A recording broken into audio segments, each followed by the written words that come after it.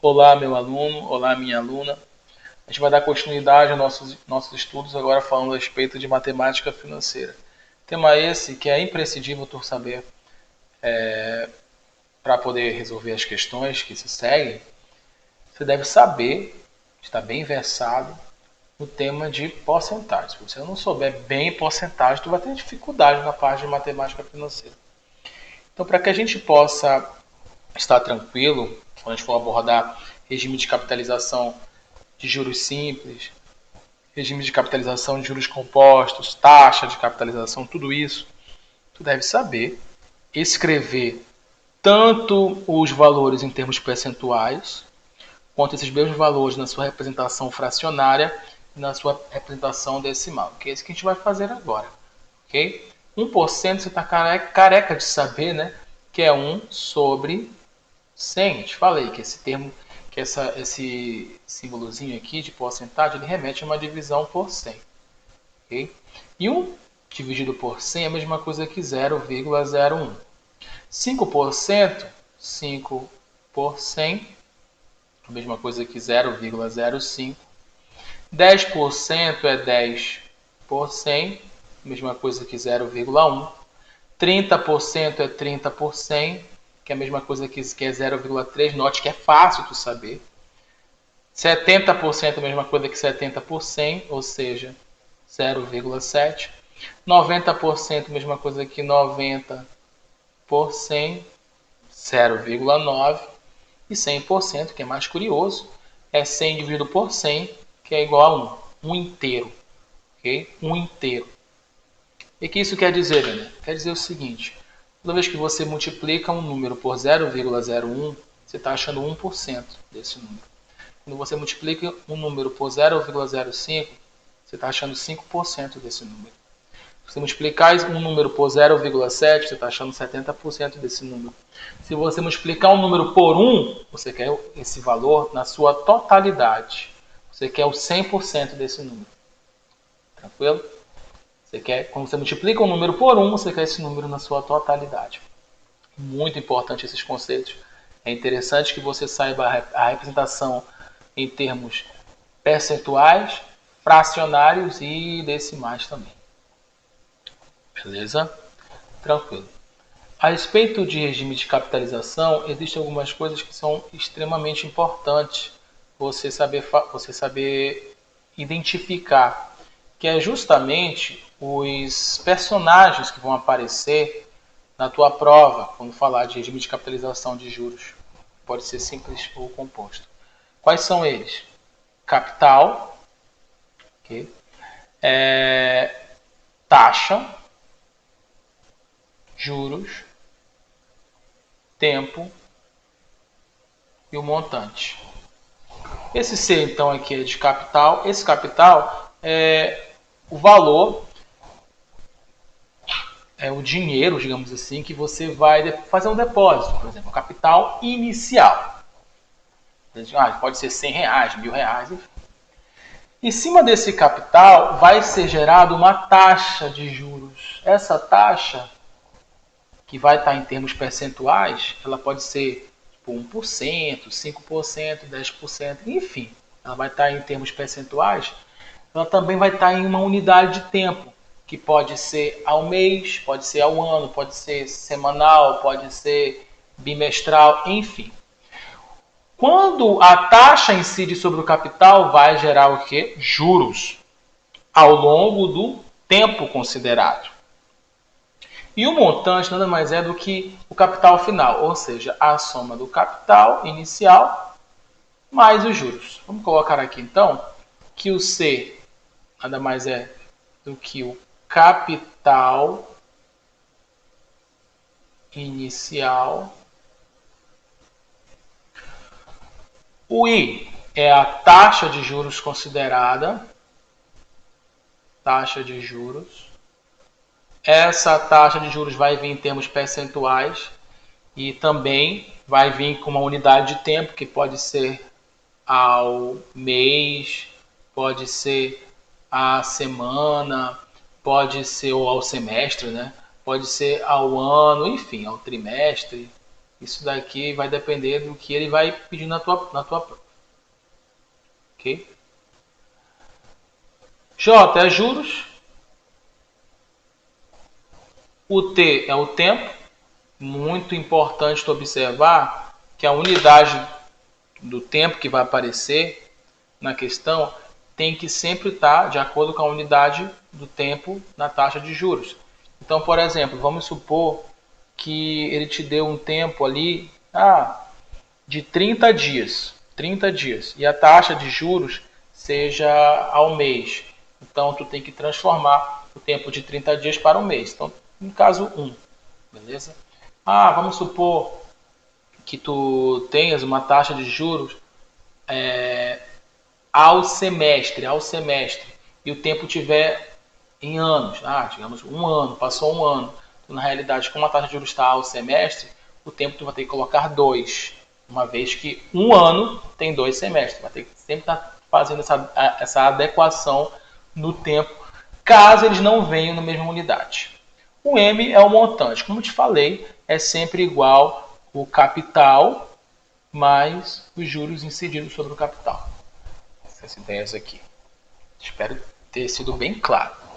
Agora que eu falei a respeito dos personagens, a gente vai falar a respeito dos regimes de capitalização que podem, porventura, aparecer na tua prova. Que no caso é os juros simples e os juros compostos. Vamos lá. Opa! Deixa eu apagar aqui de novo. Aqui. Acabei. Vou apagar aqui. Vamos lá. São eles: juros simples,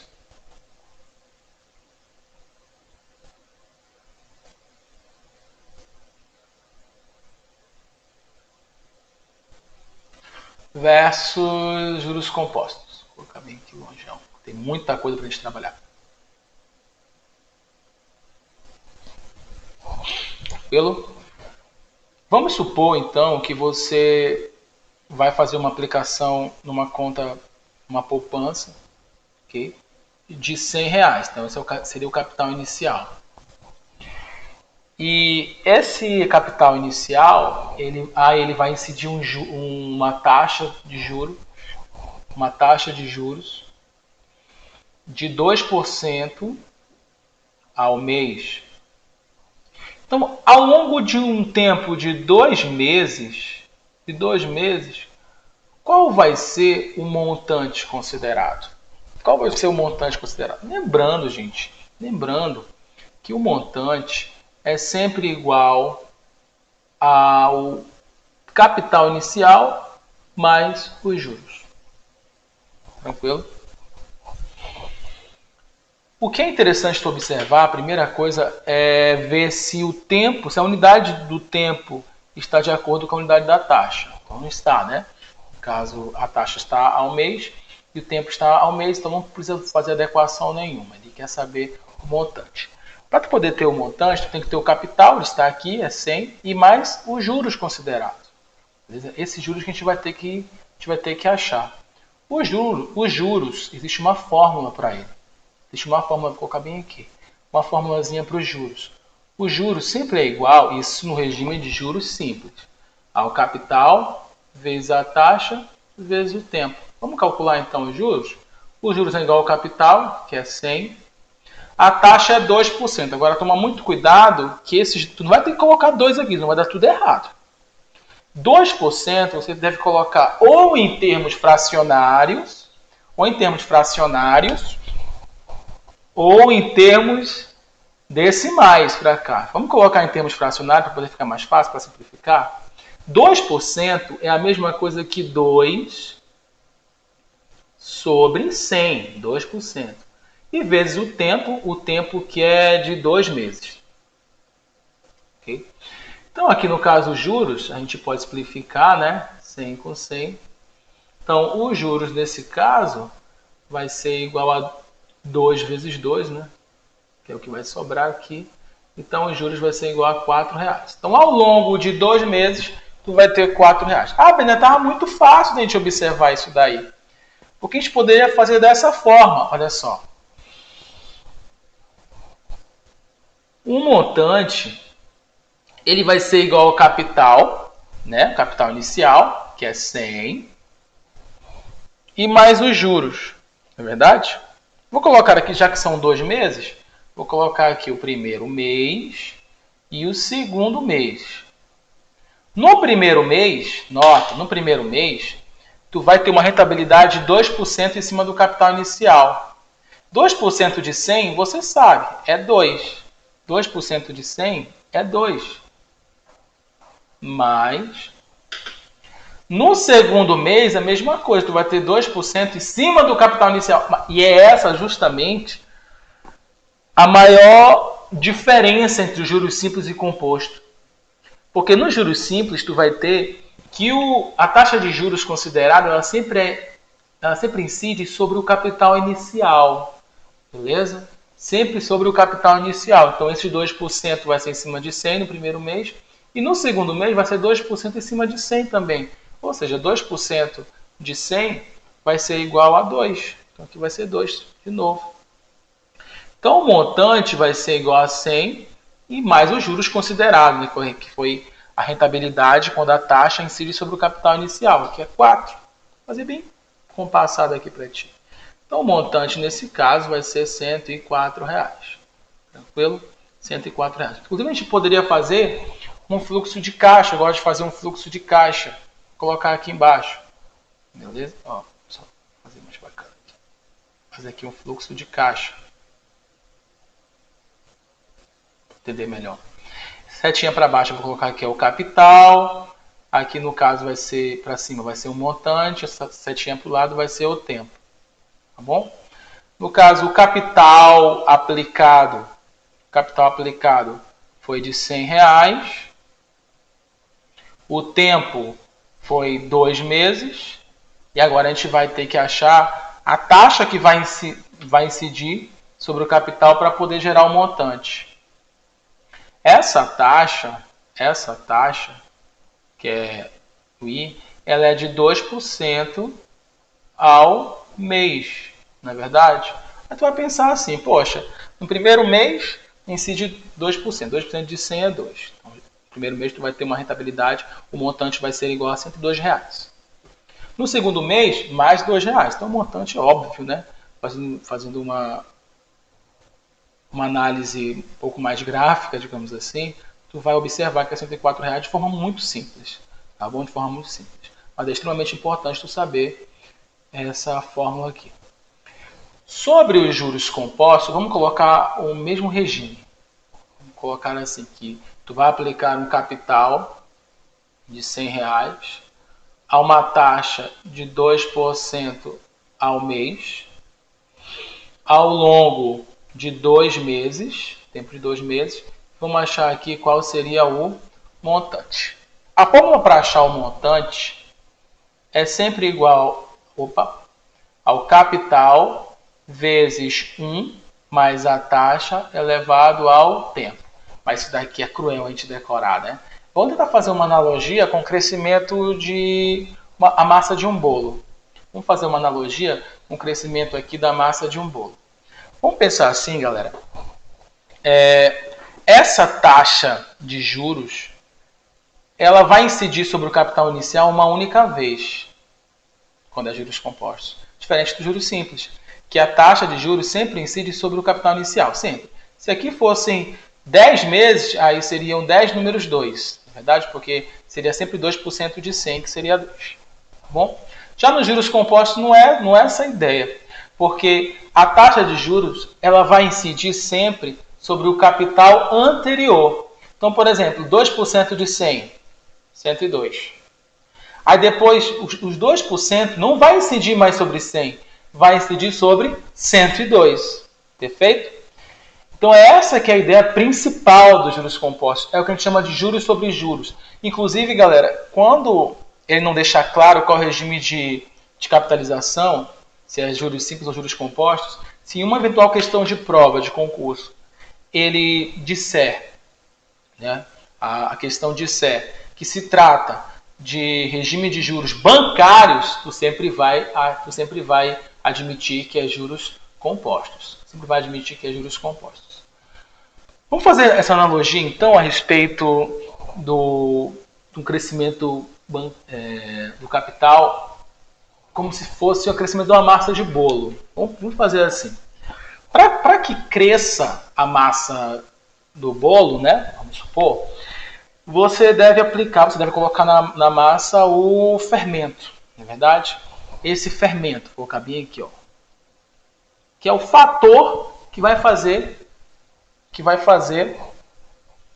a massa do bolo crescer. Então a massa do bolo, fazer uma analogia com os juros compostos, é como se fosse o capital inicial. Então a taxa de juros vão incidir sobre o capital inicial e vai fazer ele crescer. Vamos só lembrar aqui sobre a representação decimal dos termos percentuais. Vou colocar bem aqui, ó. 1%, 2%, uma taxa de juros de 2%, 10%, 60%, 90%, 100%. Galera, 1%, se a gente for escrever em forma de números decimais, mesma coisa que 0,01. 2%, se nós formos escrever na forma de decimais, mesma coisa que 0,02. 10% é a mesma coisa que 0,1. 60% é a mesma coisa que 0,6. 90% é a mesma coisa que 0,9. E 100% é a mesma coisa que está escrevendo 1. Beleza? Sabe o que é interessante tu observar? Que o 100% é igual a 1. Esse 100% nada mais é do que o capital inicial.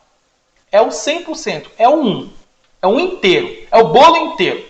Beleza? Sobre essa massa, você vai ter que acrescer esses fermentozinhos aqui.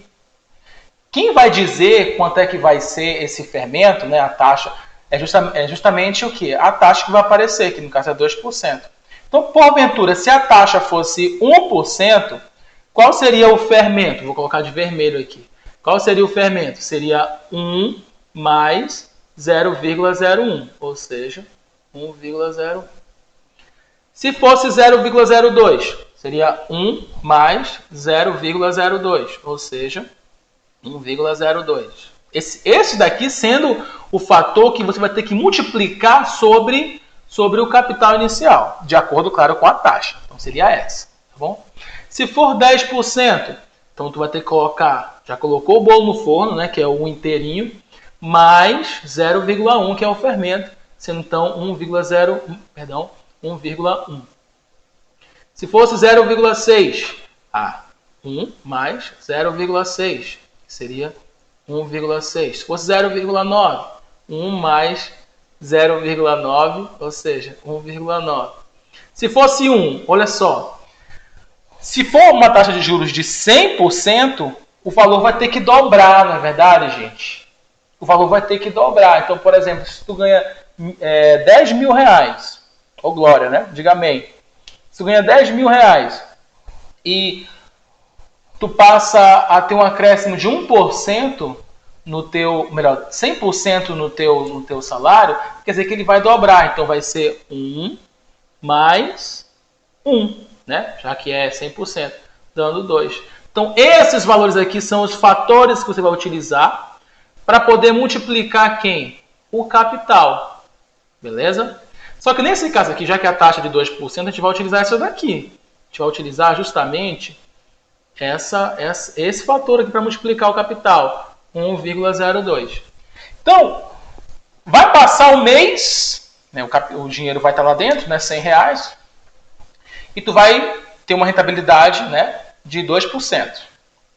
Vamos multiplicar 100 vezes 1,02. É como se tu aplicasse o fermento. Ao longo do tempo, cada mês que vai passando, você vai aplicando o fermento novamente sobre o que você tinha aplicado anteriormente. Então, eu vou colocar bem aqui como é que vai ficar. Esse montante, ele vai ser igual ao capital inicial, que é a massa de bolo, vezes o fator, né? E o fator é esse daqui, 1,02, uma vez que se trata de 2% ao mês a taxa de juros. Vamos ter que multiplicar por 1,02. Só que Nota que a gente vai multiplicar uma vez por 1,02. Uma vez apenas. Mas aqui se trata de duas vezes, uma vez que são 2 meses e a taxa está mensal. Beleza? Então, tu vai pegar 1,02 e vai multiplicar de novo, como se tu colocasse de novo esse fermento, esse fator, 1,02. Então, eu vou colocar bem aqui para ti. No primeiro mês, você multiplica a primeira vez por 1,02. No segundo mês, você multiplica novamente por 1,02, que é esse fator. Se fossem 3 meses, multiplicaria de novo por 1,02. 4 meses, de novo, e assim vai. E nota a diferença básica entre achar o montante nos juros compostos e achar o montante nos juros simples. Nos juros simples, você soma. É o que a gente chama de progressão aritmética. Né? Agora, nos juros compostos, você multiplica, é o que a gente chama de progressão geométrica, o crescimento exponencial. Se fôssemos, inclusive, representar qual seria a função aqui, seria uma função afim, uma reta. E para cá seria uma função exponencial, uma curva ascendente. Tá bom? Então, eu vou pegar 100 e vou multiplicar, né? Vezes 1,02, eu coloquei o fermento a primeira vez, no primeiro mês. E vezes 1,02 de novo, que eu coloquei o fermento no segundo mês, uma segunda vez. Tá bom? Então, vai ficar como? O montante vai ser igual a 100. Agora, nota, gente, que ficar escrevendo, repetindo aqui multiplicação de parcelas iguais é bobagem, né? A gente pode escrever isso aqui na forma de potência. Um número multiplicado por ele mesmo vai ser igual a ele elevado ao quadrado. Perfeito? Ah, beleza. Então, se fosse 3 meses, eu tenho que multiplicar 1,02 vezes 1,02 vezes 1,02, ou seja, colocar esse fator elevado a 3, exatamente. Ah, se fosse 4 meses, eu colocaria esse valor elevado a 4, exatamente. Se fosse 10 meses, eu colocaria esse valor elevado a 10, exatamente. Nota que a gente está descobrindo essa fórmula, tá bom? Então, na realidade, galera, o montante vai ser igual a 100 vezes 1,02 ao quadrado, é 1,0404, tá bom? Se você fazer aí na calculadora, ou mesmo à mão, que eu até indico você fazer essa continha à mão, viu? 1,02 vezes 1,02, ok? Vai dar 1,0404. E multiplicar por 100 é uma delícia, né? É tranquilo, porque é só andar 2 casas para a direita. Multiplica por 100. A vírgula está bem aqui, já que são 2 zeros, 2 casas. 1, 2, vai ficar bem aqui, né? 104,04. 104,04. Beleza? Então, nota que vai render R$ 4,04. Beleza? Vai render um pouquinho mais aí no regime de juros compostos. Tá bom? Então, essa que é a ideia, essa que é a comparativa que a gente deve fazer. Primeira coisa, juros simples, a taxa de juros considerada, ela sempre incide somente sobre o capital inicial. Nos juros compostos, a taxa de juros considerada, ela incide sobre o capital anterior. Então, por exemplo, aqui, ó, ia ficar 100 vezes 1,02, não é verdade? Dando, no caso, 102. Você tiraria 2% de 100, na realidade, é isso que está acontecendo aqui. E depois você multiplicaria o fator em cima do capital anterior. Tá bom? Então, essas ideias que a gente vai ter que saber. Essa foi a parte, galera, do referencial teórico. É importante a gente observar que nem sempre juros simples e juros compostos ele vai estar falando sobre crescimento. Ele pode estar falando também de um decrescimento, que a gente chama de taxa de depreciação. Um exemplo de taxa de depreciação é o valor de um automóvel, que a cada ano existe uma taxa de depreciação que vai fazendo ele cair de preço. Então, digamos que um automóvel custe 10 mil reais, vamos supor que é uma queda de 10% anual, né? Então, nos juros simples, essa queda seria representada por uma taxa negativa, tá bom? Uma taxa negativa. Perfeito? Já já a gente vai resolver as questões que se seguem. Até mais.